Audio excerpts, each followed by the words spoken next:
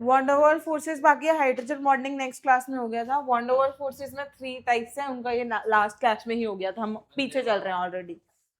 First dipole dipole attractive force, इसमें 2 polar molecules attract होंगे साथ में, जैसे HF साथ में मिलकर जो बॉन्ड फॉर्म करेंगे, HCl साथ में मिलकर जो बॉन्ड फॉर्म करेंगे, सारे पोलर मॉलिक्यूल्स आएंगे इसमें। हाँ, HCl, HBr, NaCl, PCl3, H2O। H2O पर किसी और के साथ हो, किसके साथ है वो देखना पड़ेगा। नहीं, बॉन्डिंग तो फॉर्म कर सकता है ना, बॉन्ड तो बनाता ही है। HF, HBr, NaCl,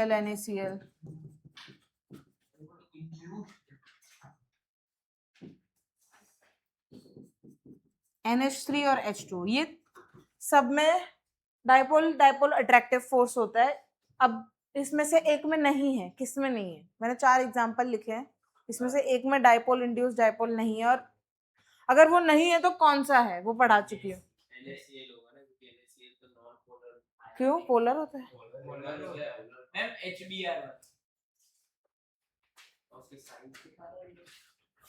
इन चारों में से तीन में ही डाइपोल डाइपोल अट्रैक्शन होगा, फोर्थ है उसमें कोई और बॉन्ड होगा, कौन सा होगा?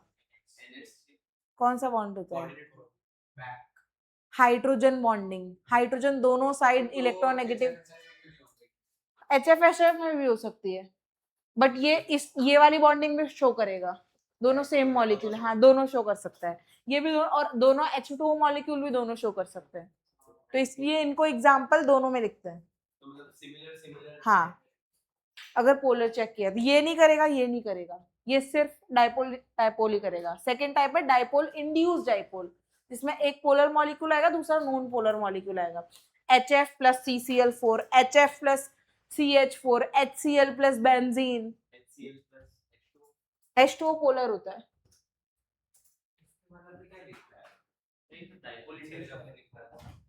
क्या इसका दूसरा नेम है, दिया हुआ है वो सब उसमें पीपीटी में, ये सब भी लिखे हुए हैं एग्जांपल्स। हाँ हाँ, CCl4। हाँ, तो इसमें पोलर में H2O CCl4, Br2 CCl4, Cl Br HBr CCl, HF Br2 भी हो सकता है, Br2 भी नॉन पोलर होगा। फिर उसके बाद HCl CH4 ले लेंगे। हाँ, H2 Brf3 कैसे होगा? पोलर में आएगा वो तो, Brf3 और इधर लोन पेयर होते हैं उसमें।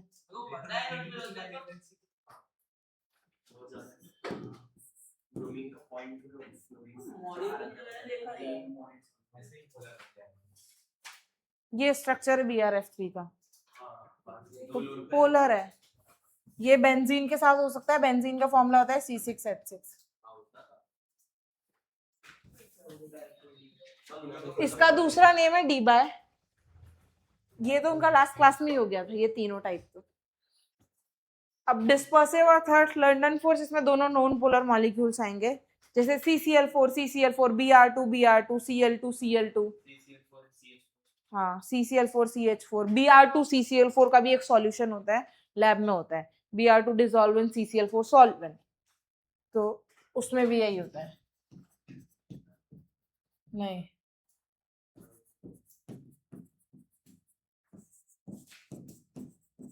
ये सारे इसमें आएंगे। सबसे ज्यादा स्ट्रॉन्ग इनमें होता है हाइड्रोजन बॉन्ड, फिर फर्स्ट डाइपोल डाइपोल इंटरेक्शन, फिर सेकंड डाइपोल इंड्यूस डाइपोल, और थर्ड डिस्पर्सन फोर्स। अब इनमें बताना है फर्स्ट में कौन सा होगा, HF और Cl2। पोलर नॉन पोलर में कौन सा होता है? डी बाय, मतलब हाँ, दूसरा भी डी बाय। तीसरा लंडन फोर्स, हाँ, Br2 और H2 डी बाय, H2 और NH3 हाइड्रोजन बॉन्डिंग। अगर दोनों में से एक लिखना है तो हम हाइड्रोजन बॉन्डिंग लिखेंगे, वो ज्यादा स्ट्रॉन्ग होता है। हाँ हाइड्रोजन बॉन्डिंग डी, ये पोलर पोलर डी बार नहीं Keisam Keisam polar polar NF3 भी पोलर होता है। हाँ डाइपोल डाइपोल और HCl भी पोलर होता है। NF3 NCl3 कीसम होगा, दोनों पोलर है। NF3 NCl3 हाँ ये सारे वीक होते हैं, बस इसमें सबसे ज्यादा स्ट्रॉन्ग इनमें कंपेयर करें तो hydrogen dipole dipole dipole induce dipole और फिर लंडन फोर्सेस। और जब मॉलिक्यूल ये फॉर्म करते हैं तो इनके इंटरेक्शन से जो एनर्जी निकलती है वो R2 पावर 6 के इनवर्सली प्रोपोर्शनल होगी। अगर रेडियस हमें दिया है पिकोमीटर में तो 10 to power -12 metre, 10 to power -10 centimetre, क्योंकि अगर हमें डाइपोल मूवमेंट लिखना है इसमें कहीं तो ESU डॉट सेंटीमीटर में होता है वो, तो पिकोमीटर को सेंटीमीटर में चेंज करेंगे तो 10 टू पावर -10 सेंटीमीटर आएगा। नहीं लिखना है।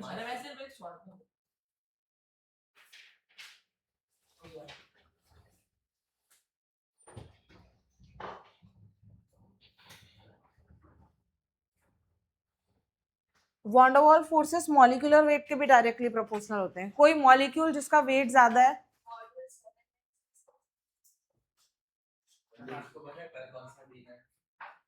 यार इसको ले जाओ, मैं मार दूंगी। किसको मारना है वो? धे मैंने चप्पल नहीं मारा, शीशा पता नहीं मारती रहती है तुम्हें, वो क्रिएचर है मैम, इंसान चप्पल बुरा लगता है जी, कभी लगता है मैं बीच में वॉन डर वाल फोर्सेस मॉलिक्यूलर मास के डायरेक्टली प्रोपोर्शनल होगा। तो अगर कोई भी कंपाउंड का मॉलिक्यूलर मास ज्यादा है तो उसे ब्रेक करने के लिए हमें टेम्परेचर इंक्रीज करना पड़ेगा, तो मेल्टिंग और बॉइलिंग पॉइंट इनके लिए ज्यादा होते हैं for inert gases and halogen. तो यहाँ पर अगर हमें दिया है HF, HCl, HBr, HI, तो मॉलिक्यूलर वेट HI का सबसे ज्यादा है तो इनका बॉइलिंग पॉइंट सबसे ज्यादा होगा। ऐसे ऑर्डर लिखना है, हाँ मॉलिक्यूलर मास के।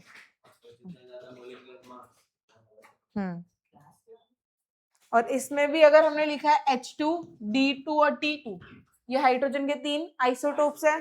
ट्रिटियम का मास 3 होता है ज्यादा।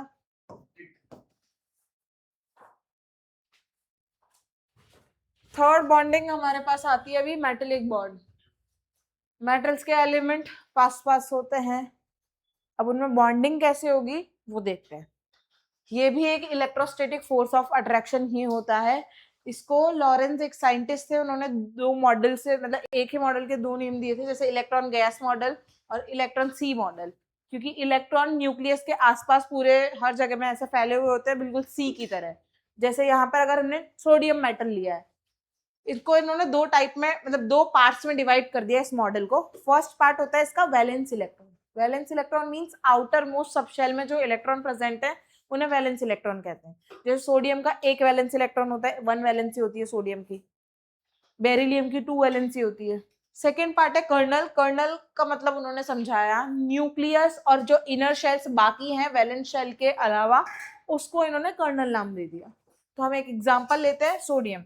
अब सोडियम का इलेक्ट्रॉनिक कॉन्फ़िगरेशन होता है 1s2 2s2 2p6 3s1।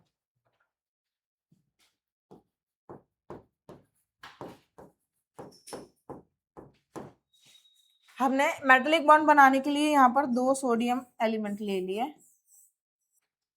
तो फर्स्ट ये न्यूक्लियस, आउटर मोस्ट में 2 इलेक्ट्रॉन, फिर 8 इलेक्ट्रॉन्स फिल करेंगे 1 2 3 4 5 8 और एक आउटर मोस्ट में वैलेंस इलेक्ट्रॉन 8 सोडियम के। सेम 2 सबशेल बनाएंगे ऐसे ही।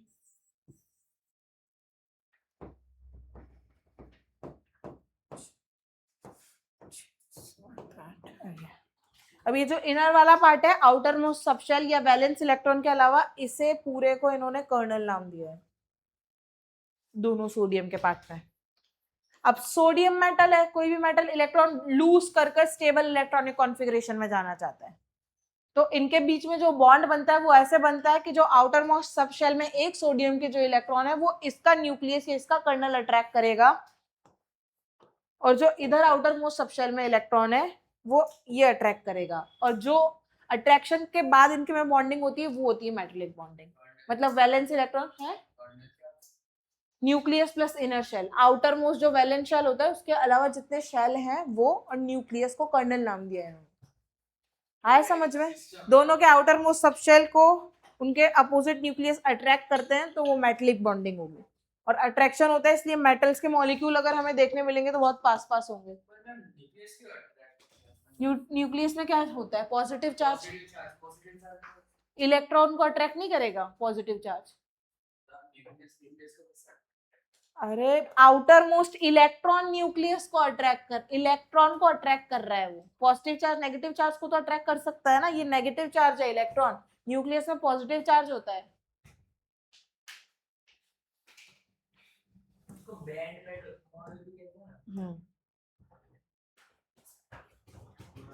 बैंड मेटलिक बॉन्ड, अब ये थर्ड हो गया मेटलिक बॉन्ड, इतना ही है। आयनिक बॉन्ड, आयनिक बॉन्ड भी एक टाइप ऑफ इलेक्ट्रोस्टैटिक फोर्स है जिसमें एक एलिमेंट होगा हमारे पास इलेक्ट्रोपॉजिटिव एलिमेंट, दूसरा होगा इलेक्ट्रोनेगेटिव एलिमेंट। इलेक्ट्रोपॉजिटिव एलिमेंट में हाइड्रोजन फैमिली, बेरिलियम फैमिली और बोरोन फैमिली, +1 +2 +3। इलेक्ट्रोनेगेटिव एलिमेंट्स में नाइट्रोजन फैमिली, ऑक्सीजन फैमिली और हेलोजेंस, -3 -2 -1। तो मोर इलेक्ट्रोनेगेटिव एटम जब मोर इलेक्ट्रोपॉजिटिव एटम से अटैच्ड होते हैं तो उनके बीच में जो इलेक्ट्रोस्टैटिक फोर्स ऑफ अट्रैक्शन होगा वो आयनिक बॉन्ड होगा। हाँ, ये एक नॉन डायरेक्शनल होता है। इसमें कुछ चीजें हैं जो मैं बॉर्न हैबर प्रोसेस के थ्रू समझाऊंगी, तो पहले हम बॉर्न हैबर प्रोसेस समझते हैं। इसमें जो चीजें हैं कि आयनिक बॉन्ड कैसे फॉर्म होता है, कोई कंपाउंड सॉलिड से पहले आयन में फॉर्म होगा, कैसे फॉर्म होगा, और आयंस कैसे आपस में फॉर्म होकर एक कंपाउंड बनाएंगे और उसमें कौन सी एनर्जी रिलीज होगी, लैटिस एनर्जी बोलेंगे उसको। तो वो सब चीजें हैं। तो पहले हम स्लाइड पे जाते हैं, इस पे आएगा बाद में। बॉन्ड हैबर प्रोसेस में अगर कोई भी कंपाउंड को हमें आयनिक बॉन्ड फॉर्म करना है तो सोडियम सॉलिड फॉर्म में होता है, मेटल है, तो उसे पहले आयन में बनाना पड़ेगा। तो सॉलिड से पहले उसे गैस में चेंज करना पड़ेगा, जो प्रोसेस होता है सब्लिमेशन। और जिसमें भी हमें एनर्जी डालनी पड़ रही है उसमें डेल्टा एच यहाँ पर पॉजिटिव, जिसमें भी एनर्जी रिलीज हो रही है वो एक एक्सोथर्मिक प्रोसेस है, एनर्जी डालेंगे तो वो एक एंडोथर्मिक प्रोसेस। अब गैस में चेंज हो गया, अब गैस से हमें आयन बनाना पड़ेगा उसको, तो आयनाइजेशन एनर्जी लगाएंगे। किसी भी एलिमेंट में से इलेक्ट्रॉन रिमूव करने के लिए हमें आयनाइजेशन एनर्जी डालनी पड़ती है। तो यहाँ से एक इलेक्ट्रॉन रिमूव किया तो ये Na+ गैस में चेंज हो गया। अब Cl हमें नॉन मेटल है, नॉन मेटल सारे गैसियस फॉर्म में होते हैं, तो Cl हमेशा Cl2 में मिलेगा तुम्हें। अब 2 क्लोरीन है, उनके बॉन्ड को ब्रेक करने के लिए हम बॉन्ड ब्रेकिंग एनर्जी जो डालते हैं वो होती है बॉन्ड एनर्जी और बॉन्ड डिसोसिएशन एनर्जी, वो भी हमने डाली, तो एक क्लोरीन गैस एलिमेंट मिल गया हमको। अब उसको आयन में चेंज करना है तो उसके लिए इलेक्ट्रॉन एफिनिटी में एक इलेक्ट्रॉन उसमें से ऐड करेंगे, तो जो एनर्जी रिलीज होगी वो होगी इलेक्ट्रॉन एफिनिटी। क्लोरीन में एक इलेक्ट्रॉन डालेंगे, उसमें से जो एनर्जी रिलीज हुई वो हुई इलेक्ट्रॉन एफिनिटी। ये सब यहाँ पर पॉजिटिव है क्योंकि ये हम डाल रहे हैं, ये नेगेटिव आई क्योंकि ये रिलीज हो रही है यहाँ पर। अब हमें दोनों आयंस मिल गए। अब ये जो दोनों आयंस आयनिक बॉन्ड के थ्रू फॉर्म होकर सॉलिड बनाएंगे NaCl, तो जो एनर्जी रिलीज होगी वो होती है लैटिस एनर्जी। हाँ, अब लैटिस एनर्जी का फॉर्मूला हमें यहाँ दिया है। हाँ, चार्ज के बीच जो इंटरेक्शन होता है उसके बाद जो कंपाउंड फॉर्म होगा फिर एनर्जी रिलीज होगी, उसको बोलेंगे लैटिस एनर्जी। लैटिस एनर्जी का फॉर्मूला है Q1 Q2 divide by R²। Proportionality sign हटाएंगे तो K आएगा। मतलब यूजुअली लैटिस एनर्जी को कंपेयर करना है एटॉमिक रेडियस से। हाँ, फॉर्मूला सेम है एनर्जी का, एटॉमिक रेडियस से कंपेयर करना है। पीरियोडिसिटी में टॉप टू बॉटम जाते हैं तो एटॉमिक रेडियस इंक्रीज होती है तो लैटिस एनर्जी कम होगी, लेफ्ट टू राइट जाते हैं तो डिक्रीज होती है तो लैटिस एनर्जी बढ़ेगी। वही चीज है, टॉप टू बॉटम जा रहे हैं तो लैटिस एनर्जी कम हुई क्योंकि एटॉमिक साइज बढ़ रही है, लेफ्ट टू राइट जा रहे हैं तो साइज कम हो रही है, लैटिस एनर्जी बढ़ जाएगी। बहुत ज्यादा रेडियो एक्टिव होता है इसलिए। अब हो गया ये। अब इसी में हमें दिया हुआ है बॉर्न प्रोसेस, ये हो गया।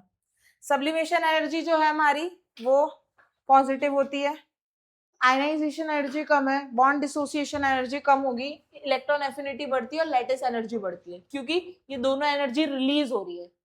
हमारे पास तो इनका अमाउंट बढ़ गया अब, और ये हम डाल रहे हैं तो हमारे पास से इन तीनों एनर्जीज का अमाउंट कम हो गया। यहाँ पर एक फॉर्मूला है कि अगर हमें पूरी रिएक्शन की वैल्यू सब दे दे, कि अगर हमें सब्लिमेशन एनर्जी दी, आयनाइजेशन एनर्जी दी, बॉन्ड डिसोसिएशन दी है, इलेक्ट्रॉन एफिनिटी दी है और लैटिस भी दी है, तो हमको सिर्फ ये फॉर्मूला के सॉल्व करके वैल्यू ऐड और सब्ट्रैक्ट करनी। हाँ, नहीं पूछ सकते हैं, हाँ, पर दिमाग से रख गया तो कुछ भी पूछ सकता है एग्जामिनर। इजी होगा वो तो, फॉर्मूला याद होना चाहिए बस तुम्हें।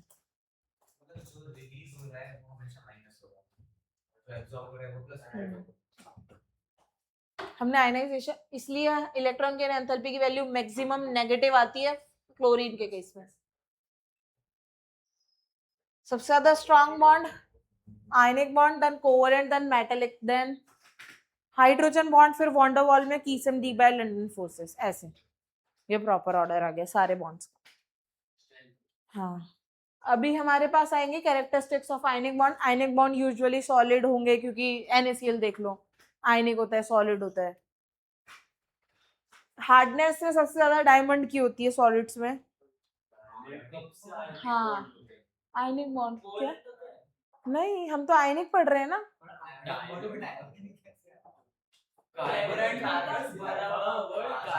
क्यों? सिलिकॉन +4 कार्बन 4 माइनस में ब्रेक हो सकता है, वो एल्यूमिनियम +3 O2 माइनस में ब्रेक हो सकता है। हाँ, वो तो, पर डायमंड में स्पेसिफिकली वहां एक्सेप्शन में लिखवा है कोवेलेंट में, देखो कोवेलेंट के एक्सेप्शन में लिखा है कि डायमंड में नहीं होता, क्योंकि वो सॉलिड में होता है, इसलिए कोवेलेंट बॉन्ड यूजुअली गैसेस में कोवेलेंट बॉन्ड होता है। हाँ, क्या बी, ये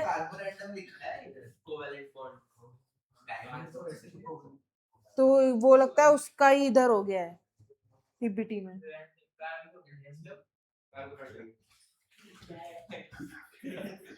हाँ, कोवेलेंट का ही होगा, क्योंकि एल्यूमिनियम ऑक्साइड से फॉर्म करेगा आयनिक बॉन्ड +3 और O2 माइनस। ये कोवेलेंट बॉन्ड का ऑर्डर लिख दिया हार्डनेस की जगह में। हाँ, नॉर्बाइट तो नहीं करेगा, क्योंकि इसमें 3 नहीं है, यहाँ पर B4C3 हो सकता था। बोरोन किया तो यहाँ पर 1 वैलेंसी काउंट करिए। Al2O3 ब्रेक होगा Al+3 O2 माइनस में, तो इसी में एक आयनिक कैरेक्टर शो हो रहा है यहाँ पर। नहीं, ये चीज वहां से उठ के यहाँ आ गई है पीपीटी में। हाँ, हार्ड होते हैं, क्रिस्टलाइन फॉर्म होते हैं। हाँ, पोटेशियम देख लो, NaCl देख लो। थर्ड है, सेकंड है सॉल्युबिलिटी, तो लाइक डिसॉल्व लाइक, मतलब पोलर सॉल्वेंट में पोलर मॉलिक्यूल डिसॉल्व होंगे। पोलर मॉलिक्यूल है हमारे पास NH3, पोलर सॉल्वेंट है H2O, तो ऐसा हो गया। अब नॉन पोलर सॉल्वेंट में नॉन पोलर मॉलिक्यूल डिसॉल्व होंगे। Br2 नॉन पोलर है, सॉल्वेंट हो सकता है CCl4, तो वो चीज है इसमें। और सॉल्युबिलिटी जो होती है वो डाइलेक्ट्रिक कांस्टेंट के डायरेक्टली प्रोपोर्शनल। अब वाटर का डाइलेक्ट्रिक कांस्टेंट 80 अराउंड होता है, और इसका अल्कोहल का कम होता है उसके कंपेयर में, तो NaCl इसलिए वाटर में ज्यादा सॉल्युबल होगा।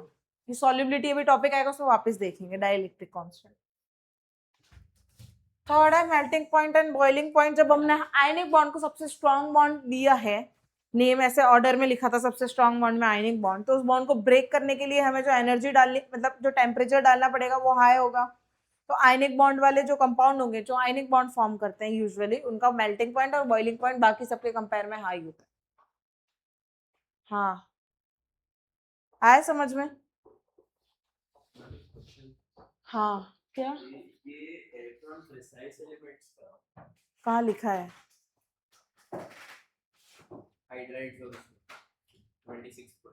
भाई, तुम अभी ये चैप्टर के बीच में कहाँ से डाउट उठा के लाते हो क्वेश्चन में? डाउट क्लास में पूछना। कहाँ है electron deficient? Saline electron precise deficient, electron deficient में कुछ दिया है क्या यार? B2H6 आ सकता है उसमें।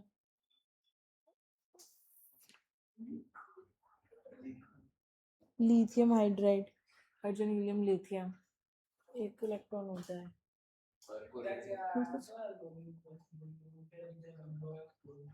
इलेक्ट्रॉन प्रिसाइज B2H6 में हो सकता है, बनाना बॉन्ड बनता है उसमें। अभी हाँ, तो अभी चैप्टर इसलिए बोल रही हूँ, शांति रखो, डाउट क्लास में पूछना क्वेश्चंस। चैप्टर एक बार खत्म हो जाए फिर पूरा मॉड्यूल सॉल्व कर डालना। हाँ, सब कर दो। अब मेल्टिंग पॉइंट बॉइलिंग पॉइंट बोल दिया, इलेक्ट्रिक कंडक्टिविटी पे आता है। आयनिक कंपाउंड आयंस में ब्रेक हो सकते हैं, Na+Cl-, H+Cl-, H+OH-। तो इलेक्ट्रिसिटी कंडक्ट कर सकते हैं, चार्ज जनरेट हो जाएगा उनपे। फिफ्थ पॉइंट है isomerism. Ionic compound isomerism show नहीं करेंगे क्योंकि कोई डायरेक्शन नहीं होती, वो सिस ट्रांस ऐसे बॉन्ड फॉर्म नहीं कर सकते, वो ब्रेक हो जाते हैं डायरेक्टली। कोवेलेंट में डायरेक्शन होती है बॉन्ड की, XY Z।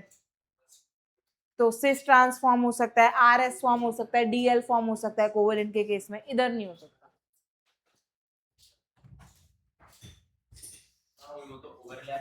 हाँ, हो गया ये।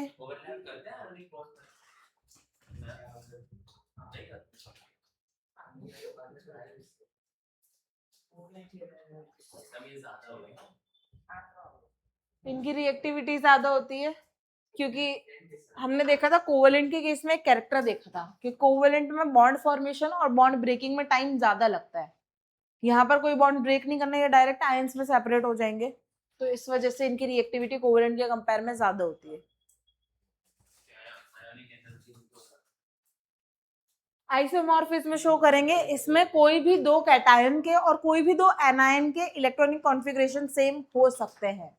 देखो यहाँ पे NaCl में सोडियम का होता है 2,8, मैग्नीशियम +2 में Mg+2 का भी 2,8 होता है, सोडियम का 11 होता है, 2,8,1 होना चाहिए था, एक इलेक्ट्रॉन चला गया 2,8। मैग्नीशियम का 2,8,2 होना चाहिए था, 2 इलेक्ट्रॉन चले गए 2,8। हाँ, कोई भी एनायंस का भी सेम हो सकता है, कोई भी दो कैटायन या एनायंस का सेम हो सकता है। हाँ हाँ हाँ, वही यहाँ पर जैसे कैल्शियम और पोटेशियम लिया है ना, तो कैल्शियम का होता है 288, पोटेशियम का भी 288 होगा, 288 1 होता है, पर एक इलेक्ट्रॉन चला गया तो 288 हो जाए ऐसे। अदर वीक फोर्सेस जो वो 5 थे, उसके बाद ये बचे हैं आयन डाइपोल फोर्स और ion induce dipole force. Ions में ऑलरेडी चार्ज होता है, तो यहाँ पर कोई भी कैटायन एनायन आ सकते हैं और इधर पोलर मॉलिक्यूल्स आएंगे, यहाँ कोई भी कैटायन एनायन आ सकते हैं और इधर नॉन पोलर मॉलिक्यूल्स आएंगे, क्योंकि ये इंड्यूस्ड होगा आयन से। यहाँ पर ऑलरेडी आयन है और पोलर मॉलिक्यूल है, तो पोलर मॉलिक्यूल में भी चार्ज होता है, आयंस में भी चार्ज होता है, इधर सिर्फ आयंस में चार्ज है, तो ये जो आयन का चार्ज है वो इसमें थोड़ा सा चार्ज इंड्यूस कर देगा, इस वजह से। ये हो गया सब।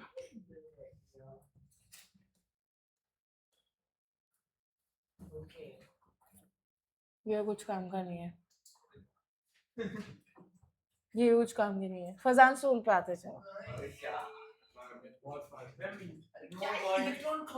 हाँ हाँ हाँ, कोई भी बॉन्ड 100% आयनिक 100% कोवेलेंट नहीं होगा। कोई आयनिक बॉन्ड में थोड़े बहुत कोवेलेंट कैरेक्टर आते हैं और किसी कोवेलेंट बॉन्ड में थोड़े बहुत आयनिक कैरेक्टर्स आते हैं। एक कॉम्प्लेक्स ट्रिक बताती हूँ, K4FeCN6, इसमें अगर इसको ब्रेक करेंगे तो ये K+FeCN6- में ब्रेक होगा। अब ये दोनों आपस में आयनिक बॉन्ड फॉर्म कर रहे हैं, बट FeCN आपस में कोवेलेंट बॉन्ड फॉर्म कर रहा है, मतलब एक ही कंपाउंड में तुम्हें दोनों बॉन्डिंग देखने मिल सकती है। हाँ, नहीं नहीं, KCN के केस में भी होगा, कंपाउंड के केस में भी हो सकता है, HCN। पहले के जो 3 ग्रुप के जो मेटल्स होते हैं, वो दोनों नहीं, ऐसा कुछ नहीं है, कुछ ही शो कर सकते हैं। तो लिथियम तो सिर्फ आयनिक शो करता है, बेरिलियम भी दोनों, B+2 2Cl-।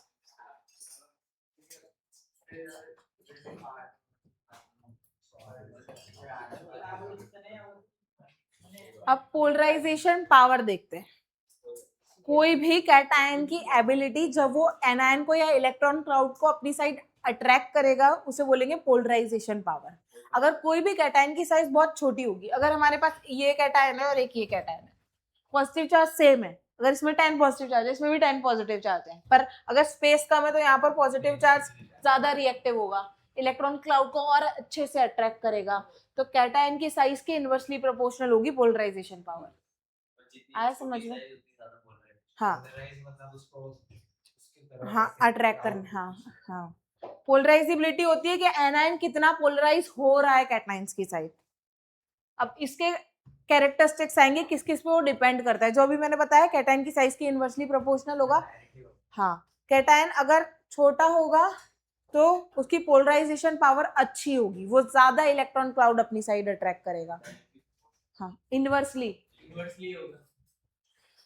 तो फर्स्ट साइज ऑफ कैटायन, अगर एनायन कैटायन की साइज कम हुई तो पोलराइजेशन बढ़ गया। सीसी यहाँ पर है कोवेलेंट कैरेक्टर, अगर वो अच्छे से अट्रैक्ट कर रहा है तो मतलब आयनिक बॉन्ड नहीं बढ़ रहा है, उसमें कोवेलेंट कैरेक्टर बढ़ रहे हैं। अगर चार्ज अट्रैक्ट नहीं हो रहा है, वो अपनी पोलैरिटी पे है दोनों चार्ज, तो आयनिक कैरेक्टर बढ़ेंगे। फजान्स रूल में यही है, कोवेलेंट कैरेक्टर और आयनिक कैरेक्टर। तो पोलराइजेशन बढ़ेगा तो कोवेलेंट कैरेक्टर बढ़ रहा है। अभी लिथियम और सीजियम में, सीजियम कैटायन की साइज बड़ी है तो उसकी पोलराइजेशन पावर कम होगी। तो ये सब वही लिखा हुआ है। साइज ऑफ एनायन, वो जो अभी हमने बोला एनायन की साइज के डायरेक्टली प्रोपोर्शनल होगा। जितना ज्यादा एनायन होगा, उसके भी बता देती हूँ। अगर एनायन है हमारे पास Cl माइनस, Cl माइनस का हमने ऑर्बिटल डायग्राम बनाया है, Cl पर ऑलरेडी नेगेटिव चार्ज है, इलेक्ट्रॉन पर भी नेगेटिव चार्ज होता है, आपस में रिपल्शन होगा, साइज इंक्रीज हो जाएगी और पोलराइजेशन बढ़ जाएगा। Electron electron negative negative charge में रिपल्शन होगा और साइज इंक्रीज हो जाएगी, तो पोलराइजेशन बढ़ गया, अलग अलग हो गए दोनों चार्ज, कोवेलेंट कैरेक्टर बढ़ गया। नहीं आया समझ में? समझ में आया, पर आप 2x स्पीड में बोल रहे हो, नहीं पता तो नहीं पता, समझ ही नहीं आया, नहीं आया था कुछ भी समझ।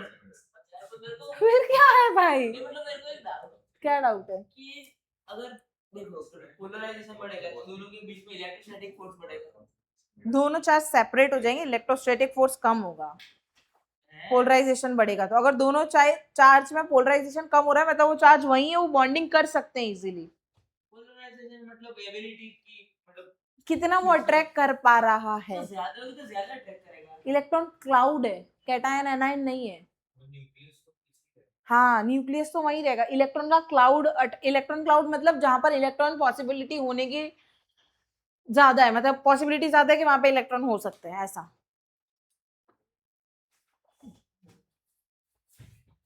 अब एनायन की साइज बढ़ी तो रिपल्शन बताया मैंने, तो पोलराइजेशन बढ़ जाएगा, कोवेलेंट कैरेक्टर बढ़ेगा। और किसी भी कंपाउंड में कोवेलेंट कैरेक्टर बढ़ता है तो आयनिक कैरेक्टर कम होगा। अगर 70% कोवेलेंट कैरेक्टर, 30% आयनिक कैरेक्टर होगा उसमें। यहाँ पर आयोडीन की साइज बड़ी होगी। अब मैं बताती हूँ, यहाँ पर आयोडीन के न्यूक्लियस है, आयोडीन पे नेगेटिव चार्ज ऑलरेडी, इसका अगर डायग्राम बनाएंगे तो इलेक्ट्रॉन नेगेटिव नेगेटिव चार्ज में रिपल्शन हो गया, तो साइज इंक्रीज हो गई। अब चार्ज ऑफ कैटायन और एनायन के डायरेक्टली प्रोपोर्शनल, जितना ज्यादा चार्ज होगा उतना ज्यादा वो अट्रैक्ट करेगा। साइज पे कुछ डिपेंड, अगर एक बार एल्यूमिनियम +3 है और इधर बेरिलियम +2 है, तो एल्यूमिनियम +3 ऑब्वियसली ज्यादा अच्छे से अट्रैक्ट कर पाएगा, तो चार्ज के डायरेक्टली प्रोपोर्शनल। अब यहाँ पर एल्यूमिनियम या नाइट्रोजन पे -3, ऑक्सीजन पे -2, फ्लोरीन पे -1, चार्ज इधर ज्यादा है तो ये ज्यादा अच्छे से अट्रैक्ट करेगा। पर लिथियम टू कार्बन +4 होता है, कार्बन पे सबसे ज्यादा चार्ज है तो वो ज्यादा अच्छे से अट्रैक्ट करेगा। ठीक है, आया अभी भी समझ में? पहले भी आ ही रहा था, आया?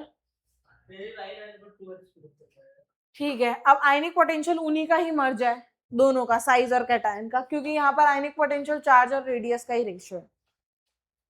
चार्ज के हमने यहाँ बताया डायरेक्टली प्रोपोर्शनल है और साइज के इनवर्सली प्रोपोर्शनल है कैटायन के, तो इन्हीं दोनों का मिक्सचर है। ये जो पोटेंशियल होता है हमारे पास, ये कोवेलेंट कैरेक्टर के डायरेक्टली प्रोपोर्शनल होगा फिर, क्योंकि अगर चार्ज के डायरेक्टली प्रोपोर्शनल है तो चार्ज जितना ज्यादा होगा उतना आयनिक पोटेंशियल ज्यादा, उतना ज्यादा पोलराइजेशन। यहाँ पर Sn पे +2 चार्ज है, यहाँ पे Sn +2 में है, यहाँ Sn +4 में है, तो उसका पोलराइजेशन ज्यादा। बस ये चीज, ये डी ब्लॉक एलिमेंट्स के लिए थोड़ी ध्यान में रखनी है कि जिंक, कैडमियम और मर्क्यूरी में टॉप टू बॉटम चाहते हैं हम लोग, तो Z इफेक्टिव देखना पड़ेगा। साइज इंक्रीज हो रहा है तो जेड इफेक्टिव की वजह से इनका कोवेलेंट कैरेक्टर बढ़ता है। डी ब्लॉक में हम लोग हमेशा जेड इफेक्टिव ध्यान में, दो चीज ध्यान में रखने बोला था डी ब्लॉक में, जेड इफेक्टिव और poor shielding of D block elements. हाँ वो नेक्स्ट पॉइंट में ही ये रहा। Pseudo inert gas configuration 8 electron होते हैं पी ब्लॉक वाले इनर्ट गैसेस में, 18 इलेक्ट्रॉन होंगे जिंक कैडमियम वाले में। तो ये स्यूडो इलेक्ट्रॉनिक कॉन्फ़िगरेशन, इसका कोई रीजन बताएगा मुझे कि इसका क्यों पोलराइजेशन ज्यादा होगा 18 इलेक्ट्रॉन वाले का? हाँ वो तो होता ही, उसका भी तो होगा।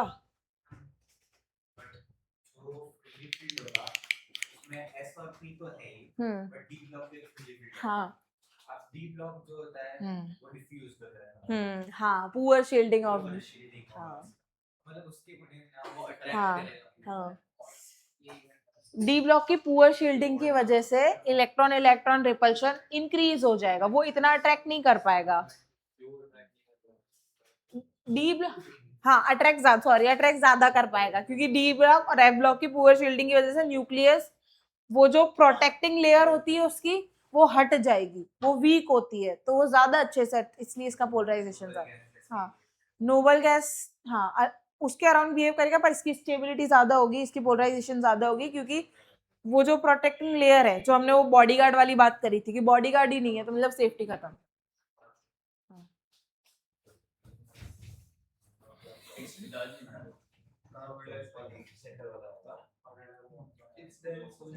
अब ये कलर वाला, ये तुम खुद इनमें एनसीईआरटी का पोर्शन है कि इसका कलर ये होता है, कॉपर सल्फाइड का ब्लैक होता है।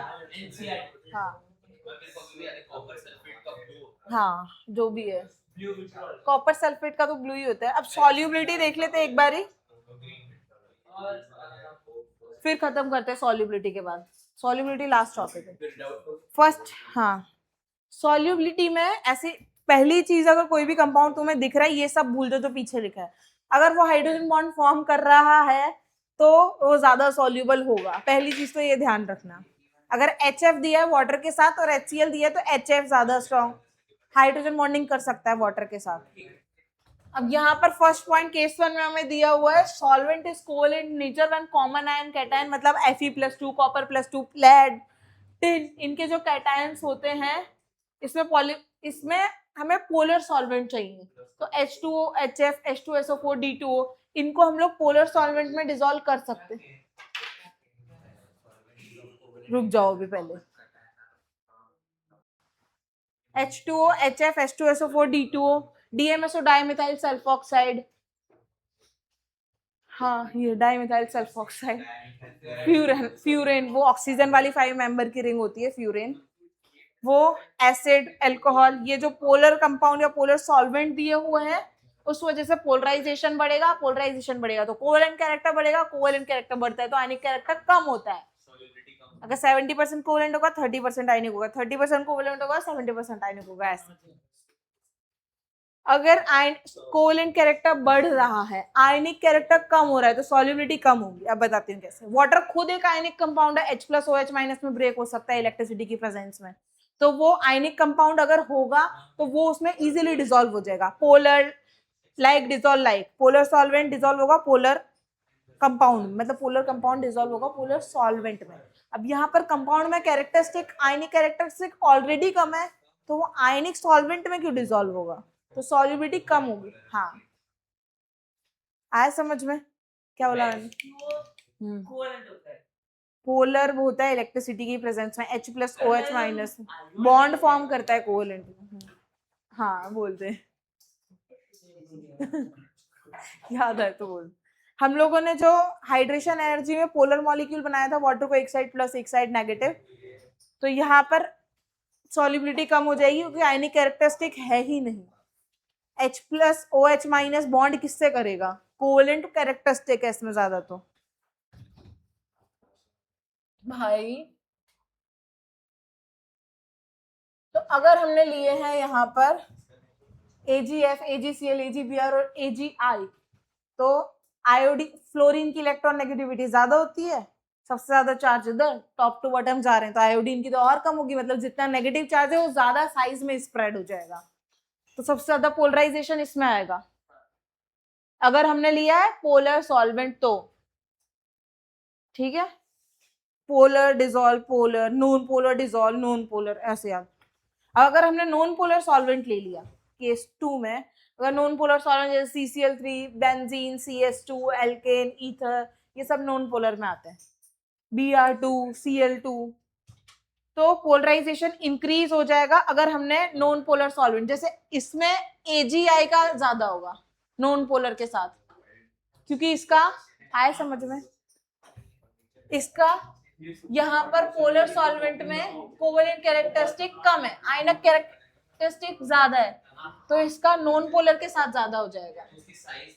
हाँ आए समझो पूरा, समझ तो आया पर मेरे को पता नहीं, मजा नहीं और मजा क्या, मैं नाच रहा हूँ यार, फ्रस्ट्रेटेड कर देते हो मेरे को, मजा नहीं आया, ये कौन सी तो पूछ रही हूँ, आया समझ में नहीं आया, फील नहीं, तो वो है ही थियोरेटिकल कंसेप्ट, अभी इसलिए हमको हाँ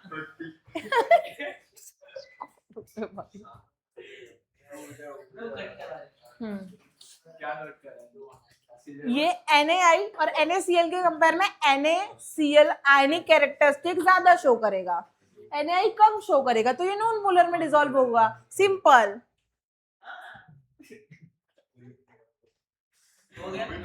हाँ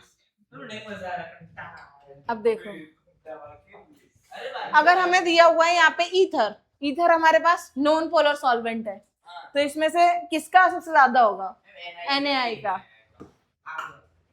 और यहाँ पे हमें दिया हुआ है अल्कोहल, अल्कोहल पोलर होता है, तो किसके ज्यादा होगा, AgF, बस खत्म।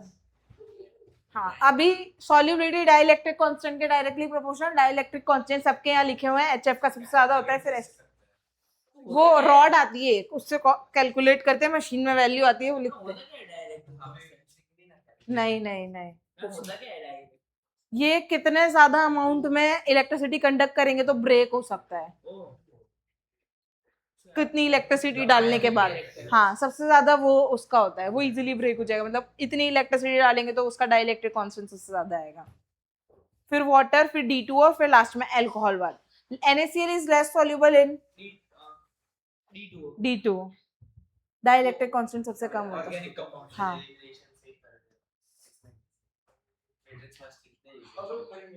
अब है ना, सॉल्युबिलिटी को लैटिस एनर्जी के कैसे कंपेयर करना है वो लास्ट कंसेप्ट बता देती हूँ, इसके बाद डीकंपोजिशन रिएक्शंस है वो तुम खुद देखोगे। लैटिस एनर्जी का फॉर्मूला था कि वो रेडियस के इनवर्सली प्रोपोर्शनल थी, हाँ मतलब इनवर्सली प्रोपोर्शनल थी, तो सॉल्युबिलिटी के डायरेक्टली प्रोपोर्शनल आएगी रेडियस। हाँ हाँ हाँ हाँ हाँ, तो यहाँ पर देखो अभी ये रहा, नहीं अरे भेज दी है पूरी PPT भाई, लेफ्ट टू राइट जा रहे हैं तो, लेफ्ट टू राइट जा रहे हैं तो रेडियस बढ़ रही है, मतलब टॉप टू बटन जा रहे हैं तो रेडियस बढ़ रही है, तो सॉल्युबिलिटी भी इंक्रीज होगी। देखो यहाँ पे ये 1/r है, r² है, तो s directly proportional to r², ठीक है, सब में वही चीज होगी same. Oxide, hydroxide, carbonate, bicarbonate, sulphate और नाइट्रेट, इन सब में सेम चीज होगी, और आगे इन्हीं की डिकम्पोजिशन रिएक्शन से या कार्बोनेट जैसे ब्रेक होगा तो वो मेटल ऑक्साइड और CO2 में ब्रेक हो सकता है, ये 10th वाली रिएक्शंस तुम्हारी। हाँ अगर बाइकार्बोनेट ब्रेक होगा तो वो कार्बोनेट CO2 और H2O में ब्रेक हो सकता है, कार्बोनेट वापस यहाँ पे आ गया तो वो AgO और CO2 में ब्रेक हो सकता है। हाइड्रोक्साइड ब्रेक होगा तो मेटल ऑक्साइड और H2O में ब्रेक होगा। इधर बेसिक कार्बोनेट मतलब OH के साथ कोई कार्बोनेट सब्सटेंस दिया है, मतलब lead carbonate dot lead hydroxide, basic इसलिए लिखा है क्योंकि OH माइनस होता है। हाँ हाँ, क्योंकि सेम एलिमेंट कार्बोनेट और हाइड्रोक्साइड दोनों के साथ होगा, क्योंकि मेटल है, मेटल तो बेसिक इन नेचर होते हैं। हाँ अब ये नाइट्राइट्स ब्रेक होंगे तो सॉलिड और नाइट्रोजन गैस रिलीज करेंगे, ये 10th वाली सारी रिएक्शंस। हाँ फॉलो करते हैं उनका, उनके पास एक भी ये लास्ट रिएक्शंस और फिर खत्म। ये जिप्सम ये हाँ। जमा दिख जाता है हाँ हाँ बोलना अभी, क्या बोल रहा है तू? क्रिस्टलाइजेशन हाँ ऑक्टेट जो हाँ। फॉलो कर रहे हैं उसके पास 0 लोड पे है। हाँ लोन पेयर हम लोग ऑक्टेट में काउंट कर लेते हैं ना, इसलिए जैसे हाँ जैसे H2O में हम ऑक्सीजन के लोन पेयर ऑक्टेट में काउंट कर लेते हैं, तभी तो 8 इलेक्ट्रॉन होते हैं। और CO2 में भी मान तो कार्बन ऑक्सीजन के साथ 2 डबल बॉन्ड और ऑक्सीजन के ऑक्टेट में काउंट करेंगे उसके लोन पेयर, जो एलिमेंट के पास लोन पेयर है वो उसके ऑक्टेट में काउंट करेंगे। कार्बन के ऑक्टेट में ऑक्सीजन के लोन पेयर क्यों काउंट करेंगे हम? CO2 हाँ। ऑक्टेट रूल फॉलो करता है। हाँ हाँ दो इलेक्ट्रॉन गेन करेगा तो हाँ। इलेक्ट्रॉन और 4 बॉन्ड अभी और नहीं ये चैप्टर खत्म हो गया। नहीं, ये हो गया बस, तो कर रहा है इसके ये 8 इलेक्ट्रॉन, इसके ये 8 इलेक्ट्रॉन, इसके ये 8 इलेक्ट्रॉन। HCl एक ड्यूप्लेट कंप्लीट करता है हाइड्रोजन और क्लोरीन ऑक्टेट। हाँ हाँ। अभी ये जो एक्वस सॉल्यूशन होंगे वो ब्रेक होंगे, तो पहले जैसे तुमने वो पढ़ा होगा thermal decomposition of ferrous sulphate aqueous solution. हाँ हाँ हाँ। तो वो पहले कॉपर सल्फेट में चेंज होगा, फिर SO2 SO3 गैसेस। इधर भी ये जिप्सम चेंज होगा प्लास्टर ऑफ पेरिस में, फिर CaSO4 में, फिर SO2 SO3 गैस खत्म। हाँ अभी केमिकल बॉन्डिंग खत्म। इस PPT में भी देख लेना, तुम्हें किसी भी चीज में कोई भी डाउट आता है तो डाउट भी पूछ लेना, और अभी तुमको कोई क्वेश्चन पूछना तो हाँ हाँ।